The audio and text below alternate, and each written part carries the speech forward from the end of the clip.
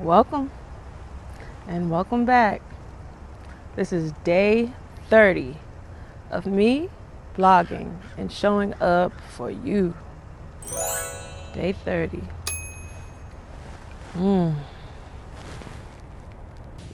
Y'all, this is how I visit my sister. Yep. I have to drive out to a cemetery. And stare at the ground and talk to a headstone or gravestone, whatever this is called, or just stand here and like stare in space and just think of like memories and old times and all that. Or sometimes just stay silent and just, just be silent, say nothing. And I bet you're like, what in the world? Like, why is she vlogging from a cemetery? And I'm going to tell you why. This is not the way I intended today's vlog to go by any means. It's Thursday, and usually on Thursdays I do story times. And I think I'm supposed to be picking up on co-parenting or something like that. But with all the things transpiring lately, I feel like it is important and necessary to talk about life in general and also the phases and the stages of grief, and how there is not a certain look, there's no timing to it. Like, grief can come suddenly. It could start immediately. It could be delayed and hit you like years later. But no matter when it hits you, it's important to acknowledge and let the grief process take its course. I say all of that to say, those of you who are living and have living family members, siblings in particular, and you're like beefing with your siblings and not talking over whatever foolish reason, or some people may have legitimate reasons as to why they're not talking to their siblings or whatever. However, I feel like you really need to just take some time and ask yourself, is whatever you're beefing over really worth only being able to visit that sibling at a cemetery? At a cemetery. This is where my sister is resting. Well, her body, because her soul is gone off. But I'm just saying, this is where we come to just feel like we're close to her, even though, those of us who are, we, have a sound spiritual understanding. We know that my sister isn't in there. My sister is off to her next destination, her heavenly home. And I find peace in that. This really isn't about me, really. I've just been witnessing some things lately that's been kind of disturbing. Just families, I don't know, y'all. It's hard to verbalize at the moment, but it's just like, I'm tired of families, my family in particular, only coming together and only behaving as a family and moving as a family when we are at cemeteries and we have to bury someone. And then all of a sudden, everyone's so, I love you, we gotta do this, we're gonna do that. And then as soon as the ashes, dust to dust has taken place, everyone goes back to their respective homes, and they go back to their beef, and they go back to their foolishness, and they go back to the fighting, and until the next funeral. And then here we are again. It's time to put an end to that cycle. Personally, I'm tired of it. I think we all should be tired of it. But it doesn't seem like some people ever get tired of it. And we need to do something about that, seriously. And I know this might be a little too much for YouTube, but no, it's not, because I know that my family isn't the only family doing this dumb stuff. And someone watching your family is doing the same dumb stuff. And y'all, we got to make the most of being on this side of the cemetery. Because once we're gone, we're gone. I mean, that's really all. There's nothing like, that's it. That might be the vlog. And, of course, for those who are like actually grieving and going through and missing your loved ones, just know, that to be absent in the body is to be present with the Lord, especially if your loved one was a born again believer. And yeah, y'all, I low key didn't even want to like talk. I was just gonna come out here, but I was like, nah, I can't vlog without any kind of explanation and just be out here in the cemetery, because I think I'm good. Personally, I'm good. See, this is one thing that I can say without a doubt. Like, when my sister left here, we were good.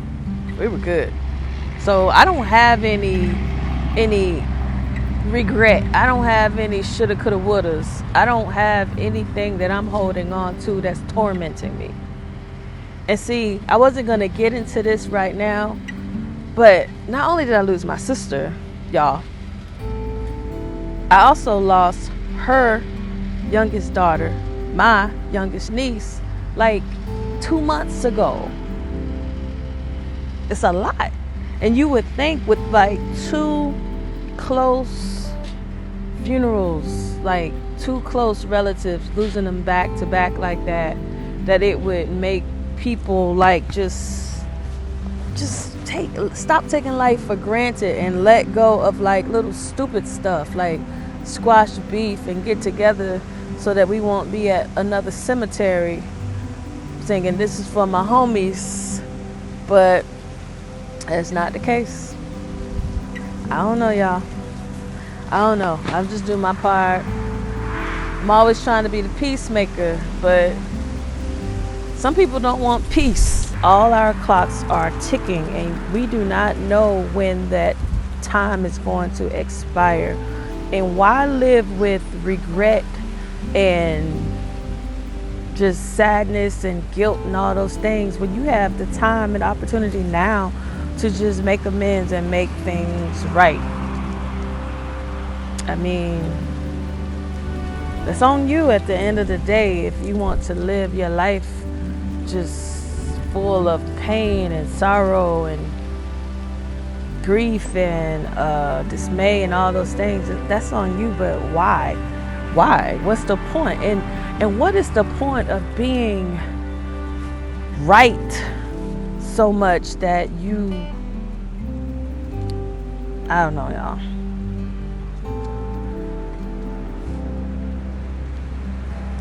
And listen, everyone wants to be right. Everyone wants to get their point across. Everyone, feel that what they feel and what they think, that's the end all to be all.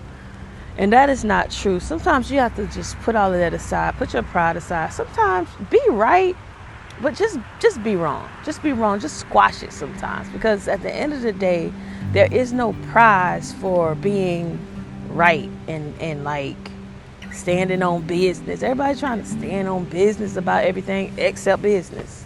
And it's like, beefing is not business. Grudges, that's not standing on business. Like, that's not business.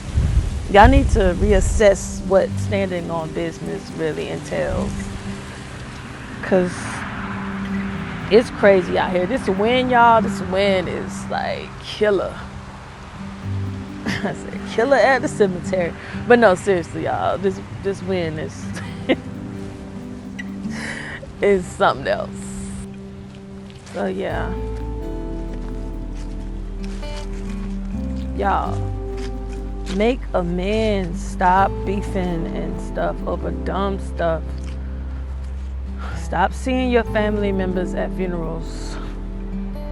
Have gatherings like for occasions, for love, or just because, for no reason at all.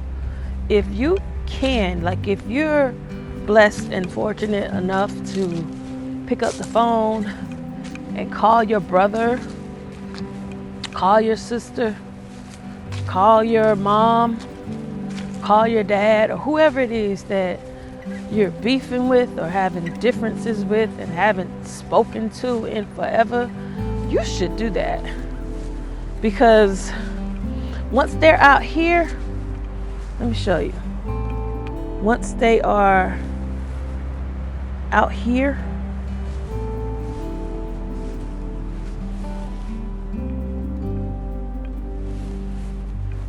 you're gonna wish that you could just pick up that phone one more time and apologize and ask for forgiveness and squash the beef, or simply just say, hey, how are you doing? Can I help you? Or do you need something? Or I cooked and I have leftovers. Here's a plate. Something small, y'all, something simple. But stop the beef. The beef is whack. It is. It really is. It's stupid. Yeah. I don't know what to tell you. That's all I got. This was supposed to be Storytime Thursday, but God led me here to the cemetery. Yeah. Well, yeah, I really don't have much, y'all. I know this is like, whoa, like how you go from elated yesterday to walking around a cemetery today, because that's life, y'all. Life is unexpected. Like, we don't know from day to day what life is going to bring. And something can be, like, I could be extremely happy and excited right now, and then 5 seconds from now, my life could turn upside down. And it's like, not to be morbid or to scare anyone, but it's just so true, y'all. We really need to move differently, like with intention and with love and with grace and mercy, because these graves are permanent. That mausoleum behind me, those are permanent, y'all. So, yeah.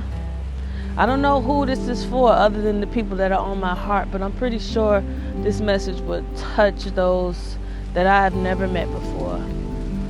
Please, y'all, try to have a good day, not just for yourself, but try to make someone else's day good. Just try. It doesn't take much. Just like yesterday, a fellow content creator just made my absolute day with a small act of kindness, a loving gesture, a friendly gesture, a selfless gesture.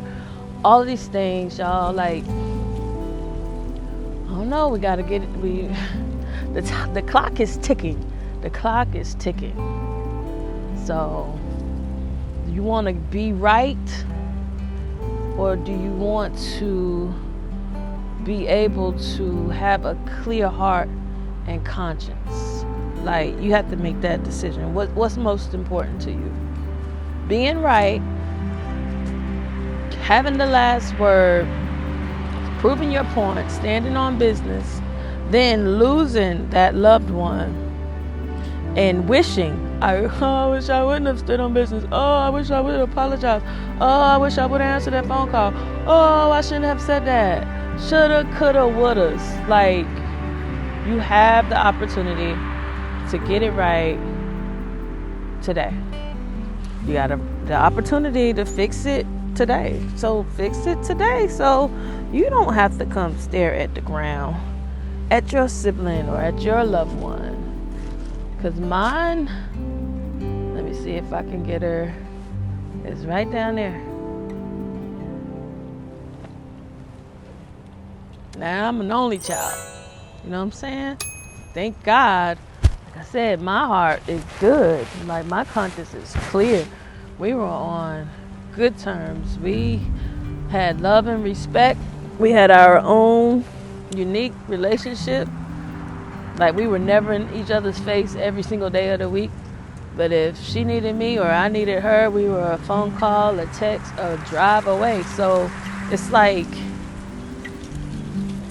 y'all better make it right. Make things right so you can live a peaceful life. And yeah, like I didn't even expect to be at a graveyard, y'all, today. This is wild, but I'm just being obedient. This is where God led me, so this is what I'm bringing to you. Be blessed, y'all. Be a blessing. Respectfully, Tash.